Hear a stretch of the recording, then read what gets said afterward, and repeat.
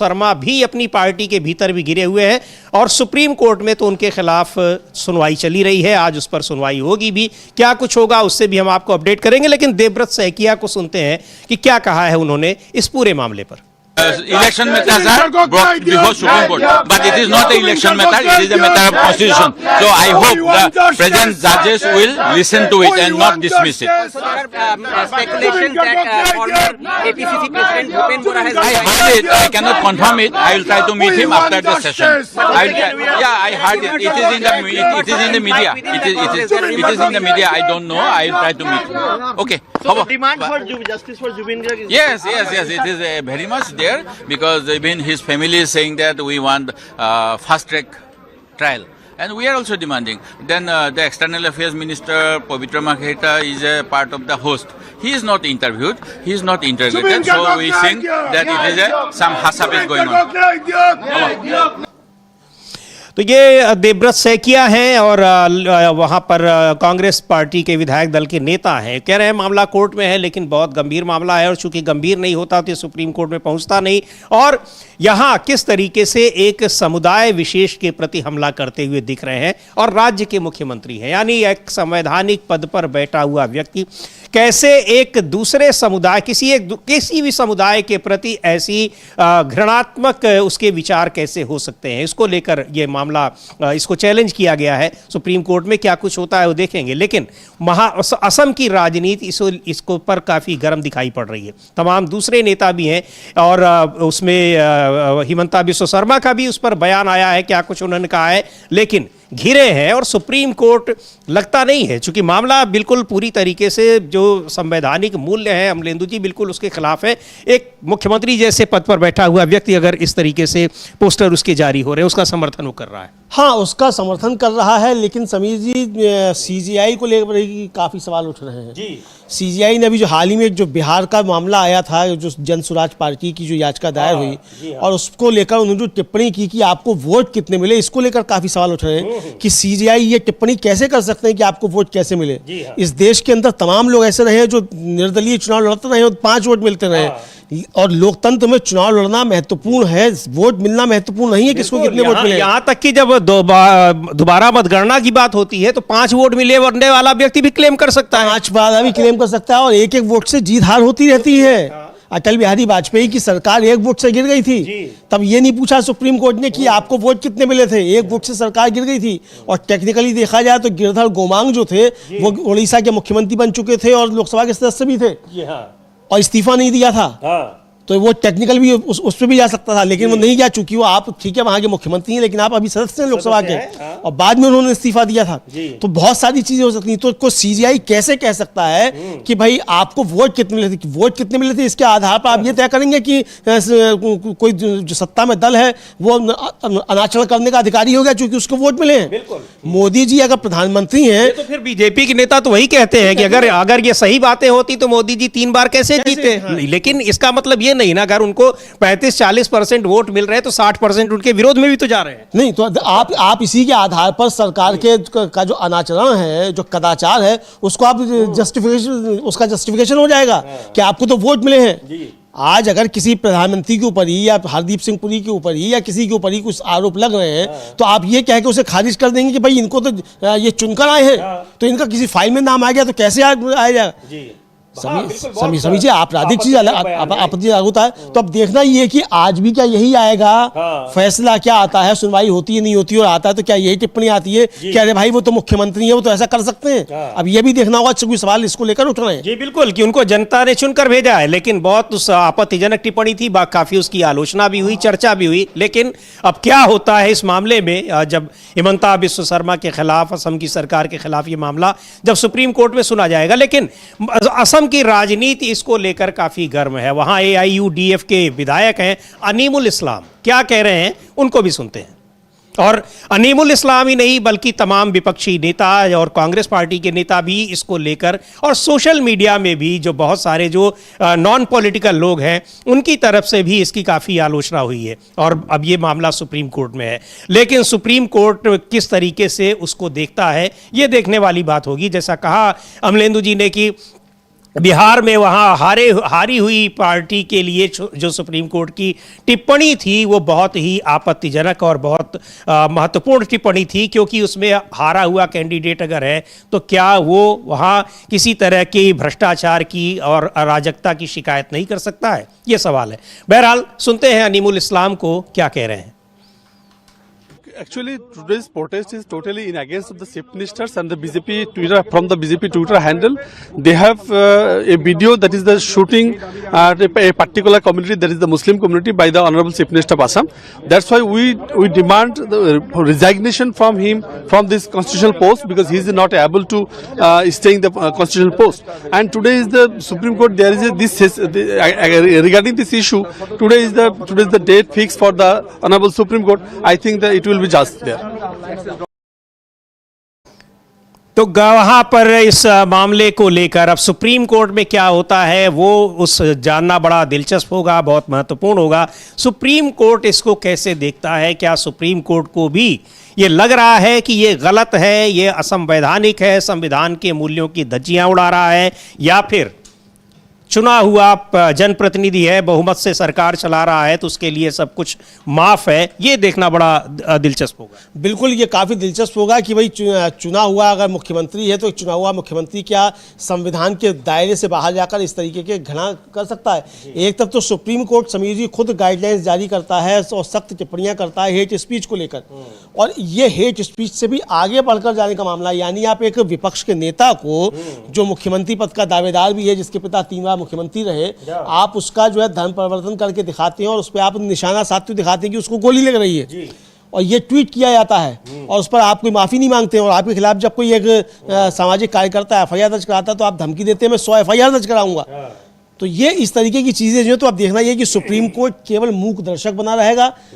चुनाव आयोग के मामले में तो मूक दर्शक बना ही हुआ है, तो क्या सरकार के मामलों में भी चुनाव आयोग इसी सुप्रीम कोर्ट मूक दर्शक बना रहेगा, या कोई आयोजक नज़ीर जो है वो पेश करता है सुप्रीम कोर्ट? ये भी देखना। जी बिल्कुल, यह देखने वाली बात होगी और उससे अपडेट करेंगे आपको सुप्रीम कोर्ट में क्या इस पर टिप्पणी आती है, सुप्रीम कोर्ट इसको कैसे देख रहा है। लेकिन मामला बहुत गंभीर है और उसको लेकर घिरे हुए हैं हिमंता बिस्व शर्मा, इसलिए कि अभी भी लोगों को लोकतांत्रिक प्रक्रियाओं और देश के संविधान पर भरोसा है, और देश का संविधान इसकी इजाजत संवैधानिक पद पर बैठे हुए व्यक्ति को ही नहीं, किसी भी व्यक्ति को नहीं देता है। खैर, इधर बीच जिस तरीके से अब प्रधानमंत्री नरेंद्र मोदी पर हमले हो रहे हैं विपक्ष के, और उनका बचाव करने के लिए जिन लोगों को लगाया गया है, उस पर अब यह सवाल उठने लगा है कि क्या प्रधानमंत्री नरेंद्र मोदी अपनी पार्टी में भी अलग थलग पड़ गए हैं? ऐसा लग रहा है, क्योंकि बचाव करने के लिए उनके साथ लिए आ रहे हैं निशिकांत दुबे या फिर गिरिराज सिंह या पीयूष गोयल। बाकी जो सीनियर लीडर हैं, मंत्री हैं, वो दिखाई नहीं पड़ रहे हैं कहीं भी। ऐसा क्यों है, ये बड़ा सवाल है। लेकिन जिस तरीके से भारत और अमेरिका के बीच ट्रेड डील हुई है, उसको लेकर सवाल बार बार उठ रहे हैं, और यही नहीं, अमेरिका की तरफ से बार बार ये संकेत दिए जा रहे हैं कि वास्तव में बहुत दबाव में ये डील की गई है। हाँ बिल्कुल, साफ संकेत दिया जा रहा है कि बहुत दबाव में ये डील की गई है, और इस डील को लेकर सवाल भी बहुत ज़्यादा समीर जी उठ रहे हैं कि भाई आपने ये डील क्यों की, और इस डील का में क्या है, कम से कम देश को तो मालूम पड़े।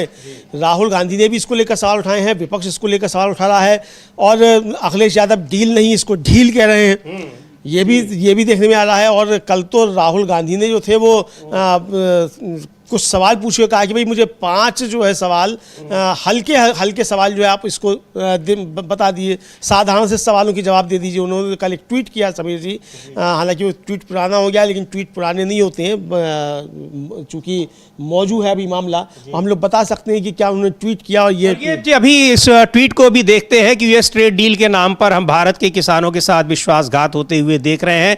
मैं प्रधानमंत्री से कुछ आसान सवाल पूछना चाहता हूं कि डीडीजी इंपोर्ट करने का वास्तव में क्या मतलब है, और अगर हम जीएम सोया तेल की आयात की अनुमति देते हैं तो मध्य प्रदेश, महाराष्ट्र, राजस्थान, देश भर के सोया किसानों का क्या होगा?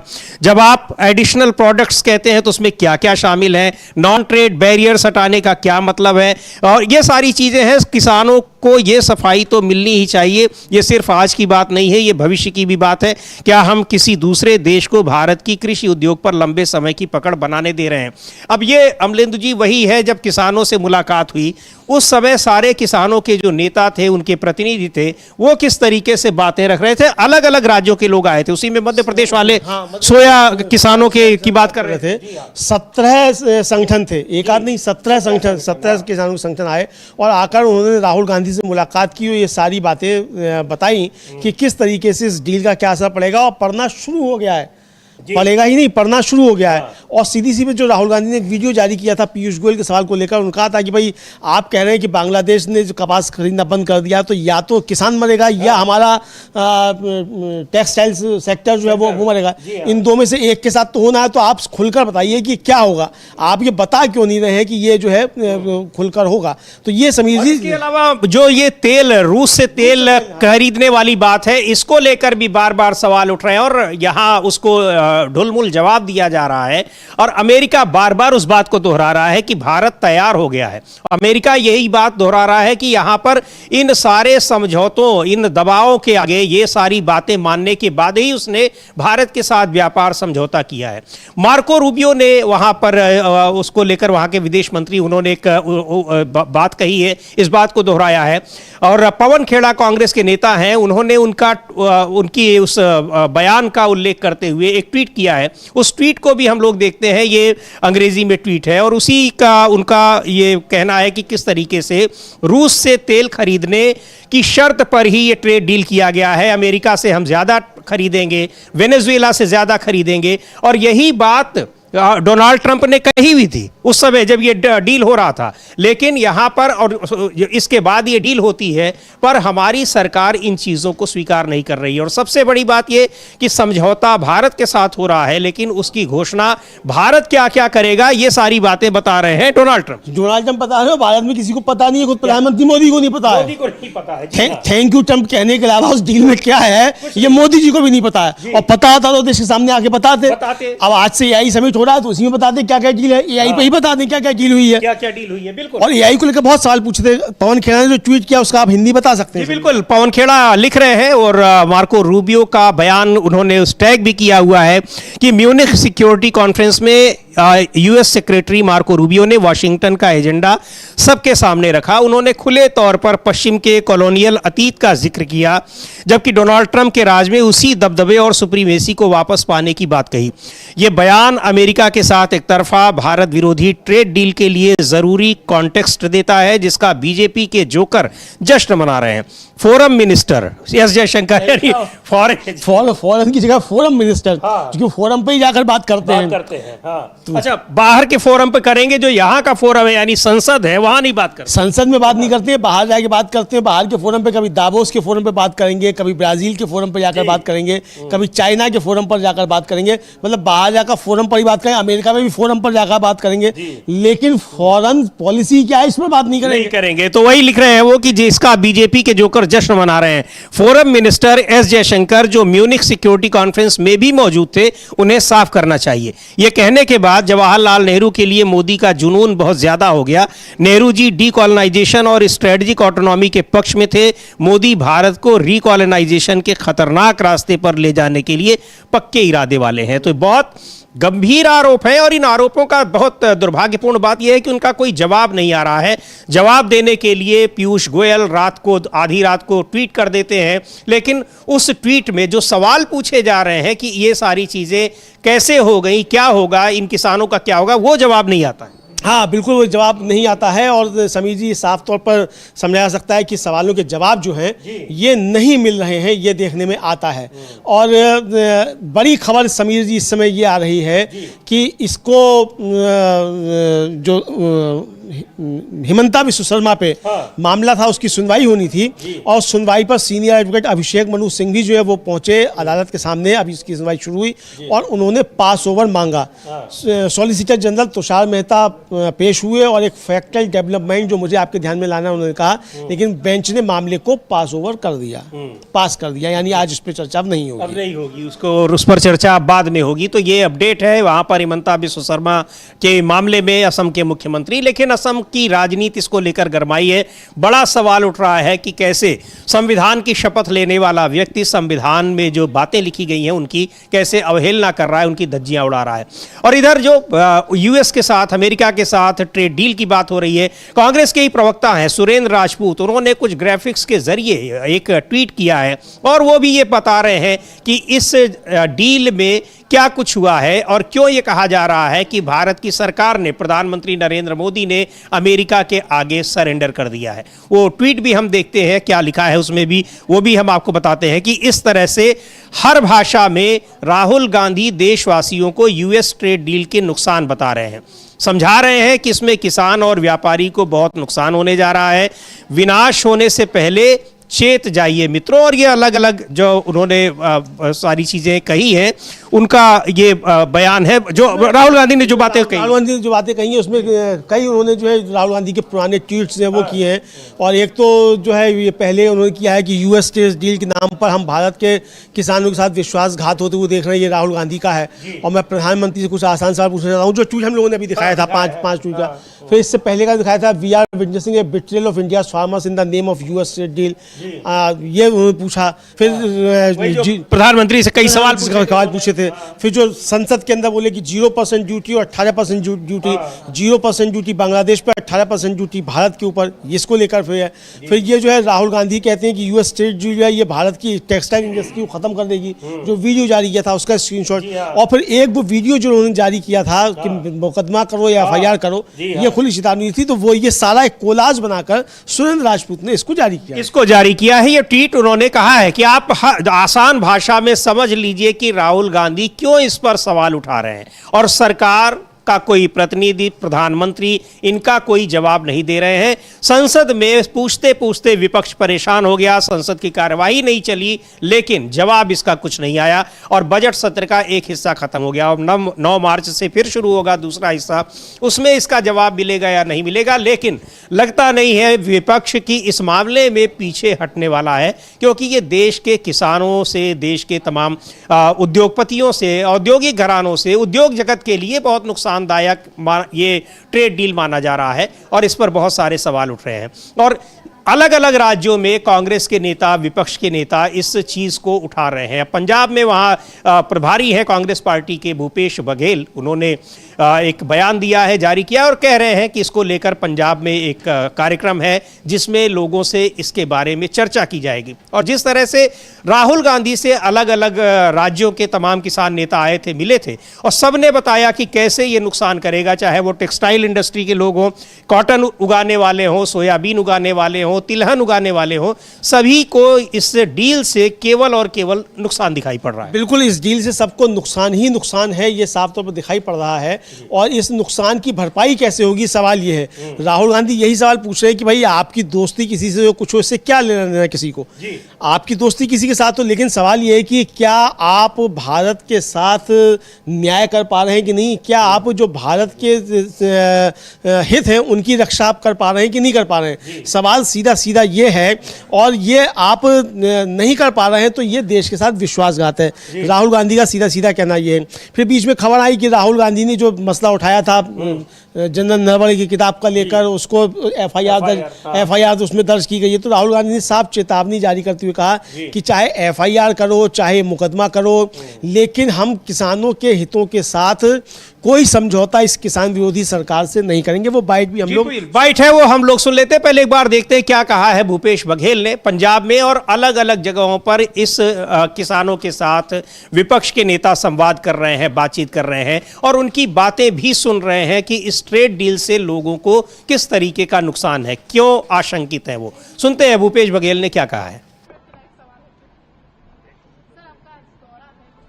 मैं आज जा रहा हूं पंजाब, चंडीगढ़ में प्रदेश कांग्रेस कमेटी की बैठक है और फिर दूसरा मानसा और बठिंडा में कल मनरेगा बचाओ महासंग्राम, अभी किसानों के खिलाफ जो कुछ भी हो रहा है, केंद्र सरकार ने जो 18% यहाँ पे मतलब टैक्स लगा है, टैरिफ लगा है अमेरिका ने, उससे साथ ही जो किसानों के लिए जो घातक कदम उठाया है भारत सरकार ने, जो ओपन किया है अमेरिका के लिए, उसके खिलाफ भी हम लोग अभी लड़ाई शुरुआत करेंगे। ये जिलाध्यक्षों की परफॉर्मेंस को लेकर के जो है भाजपा ने तंज कसा है, और ये कह रहे हैं कि जो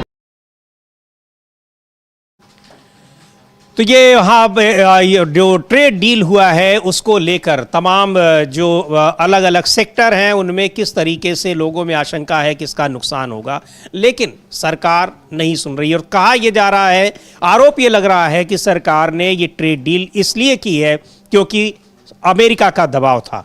क्या दबाव था कि अचानक इस डील को करना पड़ा, और उसके कुछ ही दिन पहले एप्स्टीन फाइल्स का मामला नया नया उजागर हुआ था। हालांकि पहले भी आई थी, लेकिन जो नई सीरीज फाइलों की जारी की थी उसके तुरंत बाद यूएस के साथ ट्रेड डील हो जाती है। हाँ, तुरंत ट्रेड डील हो जाती है, और उसके बाद ही ट्रंप की, उस डील के बाद भी ट्रंप की धमकी आती है कि मैं मोदी का पॉलिटिकल कैरियर बर्बाद कर सकता हूं, लेकिन करूंगा नहीं।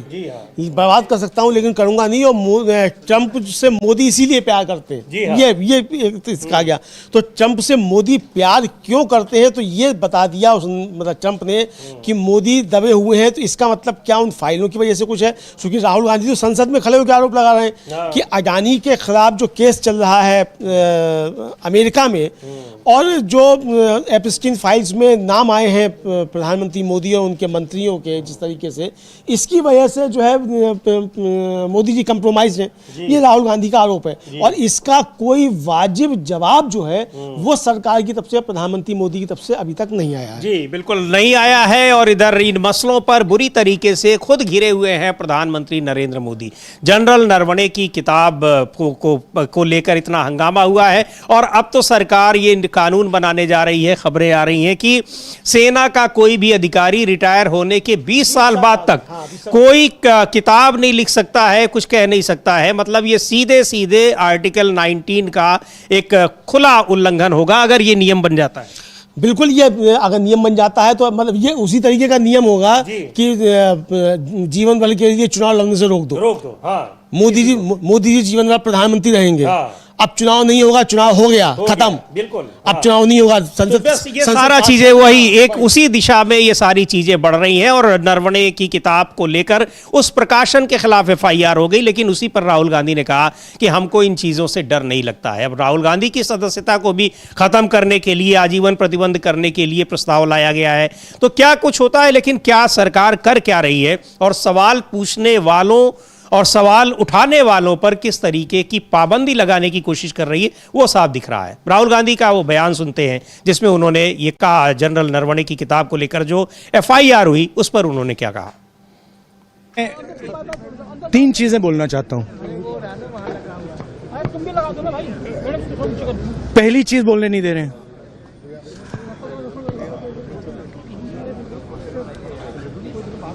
मोदी जी घबराए हुए हैं। आपने देखा जो ट्रेड डील 4 महीने से रुकी हुई थी 4 महीने से कुछ बदला नहीं। किसी न किसी कारण, जो मैं जानता हूं नरेंद्र मोदी जानते हैं, नरेंद्र मोदी जी ने कल शाम उस डील को साइन कर दिया। नरेंद्र मोदी जी पर प्रेशर है, भयंकर प्रेशर है। और नमस्कार, कल मैंने कहा कि जो किसान है वो हिंदुस्तान की नींव है, फाउंडेशन है, और फूड सिक्योरिटी के लिए कांग्रेस पार्टी और हिंदुस्तान लड़ी थी। नरेंद्र मोदी जी ने हमारी फूड सिक्योरिटी, हमारे किसानों को धोखा दिया है। यूएस के साथ डील करके उन्होंने कपास के किसानों को, सोया के किसानों को, सेब के किसानों को, फल के किसानों को बेच दिया है। हिंदुस्तान की कृषि मार्केट पर सालों से विदेश के लोग कब्जा मारने की कोशिश कर रहे हैं। नरेंद्र मोदी जी ने उनके लिए दरवाजा खोला है। ये सच्चाई है, वो भी जानते हैं, मैं भी जानता हूं। क्यों खोला है? क्योंकि उनके गले पर चोट लगा रखा है। डोनाल्ड ट्रंप ने नरेंद्र मोदी की लगाम पकड़ी हुई। मक्का, कपास, सोयाबीन और फल, ये शुरुआत है। नरेंद्र मोदी पूरी कृषि मार्केट के दरवाजे खोलेंगे अपने मित्रों के लिए, अदानी अंबानी जैसे लोगों के लिए, विदेशी ताकतों के लिए। भारत के किसान और पूरा देश जानता है कि नरेंद्र मोदी किसान विरोधी है। वो अपने मित्रों की मदद करता है। पहले भी वो काले कानून लाए थे, अब उन्होंने विदेशी ताकतों के लिए दरवाजा खोल दिया है। अमेरिका के जो किसान हैं, उनके बड़े बड़े खेत होते हैं, हजारों एकड़ के खेत होते हैं, पूरा मैकेनाइज्ड है और उनको सरकार सब्सिडी देती है। आप जानते हो कि हमारे किसानों के खेत छोटे होते हैं, सही एमएसपी नहीं मिलती है और मैकेनाइजेशन का तो नाम ही नहीं है। नरेंद्र मोदी जी ने देश को बेच दिया है, किसानों को बेच दिया है। आप मेरे ऊपर केस डालो, गाली दो, जो भी आपको करना है करो, प्रिविलेज मोशन डालना है वो डाल दो, कोई फर्क नहीं पड़ता। मैंने पार्लियामेंट हाउस में सच्चाई बोली है। आपको सच्चाई अच्छी नहीं लगे वो दूसरी बात है, देश सच्चाई को समझता है। आप कुछ भी करना है कर लो, मैं किसानों के साथ खड़ा हूं, 1 इंच पीछे नहीं हटूंगा। कांग्रेस प्रेसिडेंट खारगे जी, मैं और पूरी कांग्रेस पार्टी, हमारे सब कार्यकर्ता किसानों के साथ खड़े हैं। ये अन्याय हम नहीं होने देंगे। तो ये किस तरीके से अब ये मामला अब संसद में, चूंकि उस पर कोई चर्चा नहीं हो पाई, जबकि डील उसी समय हो रही है, हालांकि डील अभी होनी है, पर उस पर एक